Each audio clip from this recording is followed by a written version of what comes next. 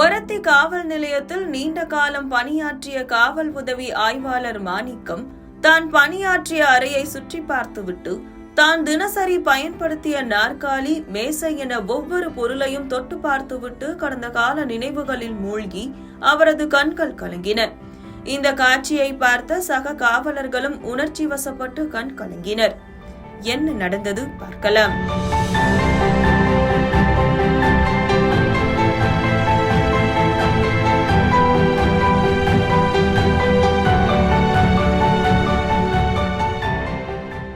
செங்கல்பட்டு மாவட்டம் ஒரத்தி காவல் நிலையத்தில் காவல் உதவி ஆய்வாளராக பணியாற்றி வந்த மாணிக்கம் தனது நீண்ட கால சிறப்பான சேவையை நிறைவு செய்து வயது மூப்பின் காரணமாக பணி ஓய்வு பெற்றார்.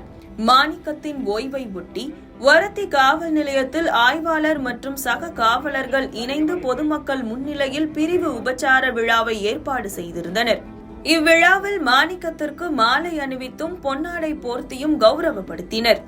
விழாவின் ஒரு பகுதியாக காவல் நிலையத்தின் அருகே உள்ள விநாயகர் ஆலயத்தில் மாணிக்கம் மற்றும் அவரது குடும்பத்தினர் சக காவலர்களுடன் இணைந்து சிறப்பு அபிஷேக ஆராதனைகளில் பங்கேற்றனர்.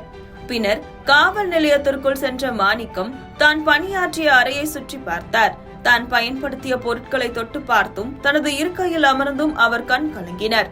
பணி வாழ்வின் நினைவலைகளில் மூழ்கி காவல் நிலையத்தை விட்டு பிரிய மனமில்லாமல் அவர் வெளிப்படுத்திய இந்த உணர்வு பூர்வமான தருணம் அங்கிருந்த அனைவரையும் நெகிழ்ச்சியில் ஆழ்த்தியது.